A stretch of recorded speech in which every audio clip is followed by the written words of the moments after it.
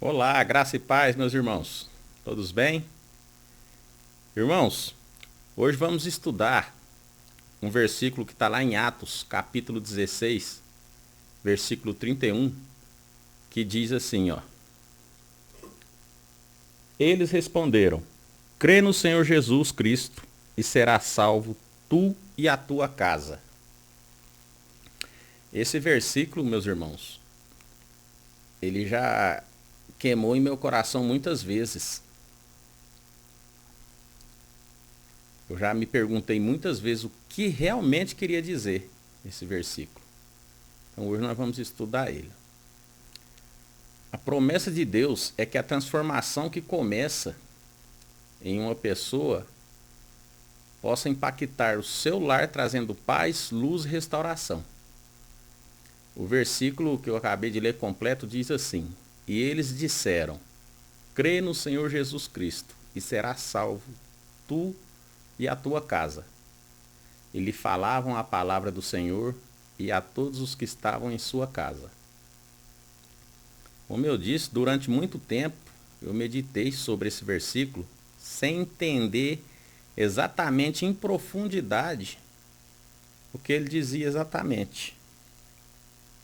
Pensava assim: como a minha família será salva se eu aceitar o Senhor Jesus como meu Senhor e Salvador? Essa era exatamente a pergunta que eu me fazia quando eu li esse versículo.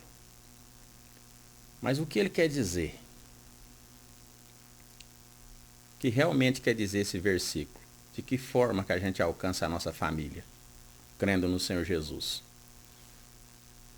De uma forma bem simples, esse versículo nos ensina que quando fazemos Jesus nosso Senhor e Salvador e passamos a pregar, praticar e a viver a palavra de Deus da forma biblicamente correta, com o entendimento daquilo que estamos fazendo, crescendo espiritualmente, buscando a maturidade cristã e alinhados com a palavra e a vontade de Deus, quando a gente está fazendo isso tudo, naturalmente vamos refletir Jesus para aqueles que estão ao nosso redor.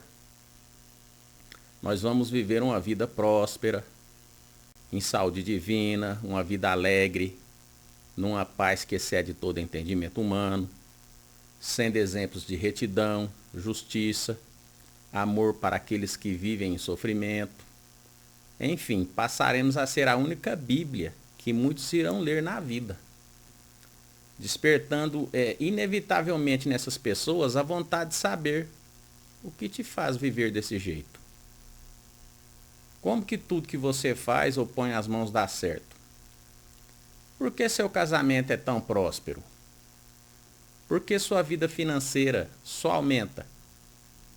Por que você vive com um belo sorriso no rosto o tempo todo, né? E principalmente, porque quando você passa por uma adversidade, por algo ruim que aconteceu, porque nada te abala, nada te abate. As pessoas vão ficar se perguntando.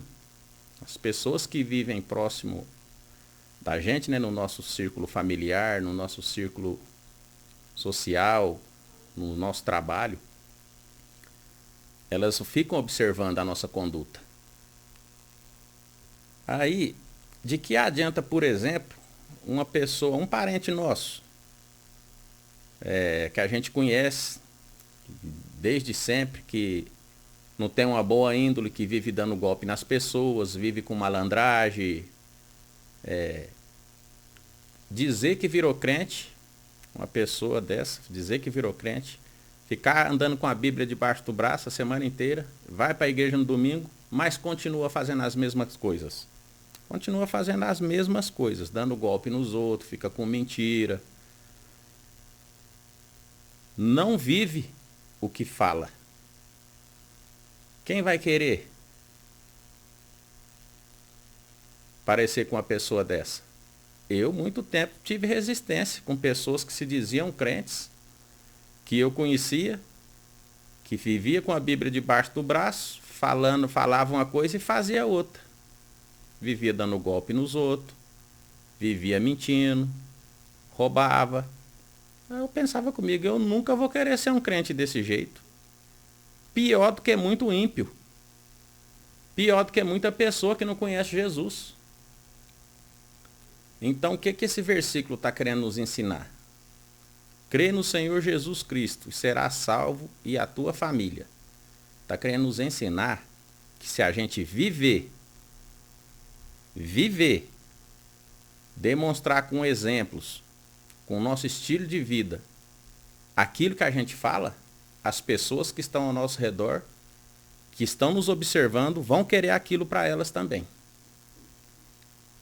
Isso que esse versículo está querendo dizer de forma geral. A resistência, meus irmãos, que a gente costuma ter em determinadas áreas da nossa vida é uma consequência direta da falta de conhecimento que a gente tem sobre esta área.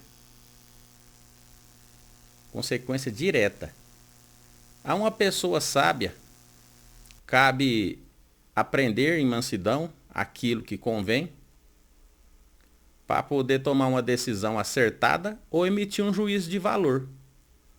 O que eu quero dizer com isso? Muitas pessoas, às vezes, eu pergunto para a pessoa, você tem condição de discutir física com um doutorado em física? Um professor que é formado, doutorado, estudou lá 40 anos física? Você tem condição de discutir física com essa pessoa? A pessoa geralmente responde não, não tem condição. E discutir medicina com médico? Discutir funções neurológicas com neurologista? Você tem condição? A pessoa não tem condição. E discutir mecatrônica com um engenheiro mecatrônico? Você tem condição? Não. Mas todo mundo acha que tem condição de discutir fé, discutir Bíblia, com uma pessoa que estudou 40 anos a Bíblia. Aí a pessoa para e pensa, vendo por esse lado, mas é isso que acontece. A pessoa não tem o conhecimento necessário para abordar determinados assuntos, não tem um coração ensinável para aprender, mas quer discutir Bíblia, quer discutir determinados assuntos. Então, ao sábio, a pessoa que é sábia, cabe a ela aprender, né, sobre determinado assunto para ela poder dar uma opinião, para ela poder tomar uma decisão acertada, para ela poder emitir um juízo de valor, né? Então, meus irmãos, isso foi o que eu trouxe para vocês hoje para a gente estar meditando. Está lá em Atos capítulo 16, versículo 31. Crê no Senhor Jesus e serás salvo, tu e a tua família. De que forma? Através do meu testemunho de vida, vivendo o que a Bíblia diz, pregando o que a Bíblia diz, sendo exemplo em amor, em retidão, em justiça. Tá bom? Então vamos orar. Pai, te agradecemos, Pai, por essa instrução, Pai. Que essa mensagem, Pai, chegue ao coração, Pai, como uma revelação para todos aqueles que, assim como eu, Pai, tinha dúvidas a esse respeito, que não entendia o que esse versículo queria dizer. Te agradecemos, Espírito Santo, por nos guiar, por nos ajudar. Te agradecemos, Senhor Jesus, pelo seu sacrifício. Te agradecemos, Pai, pelo seu plano de redenção que nos alcançou, Senhor. Pai, vamos praticar a palavra, Pai.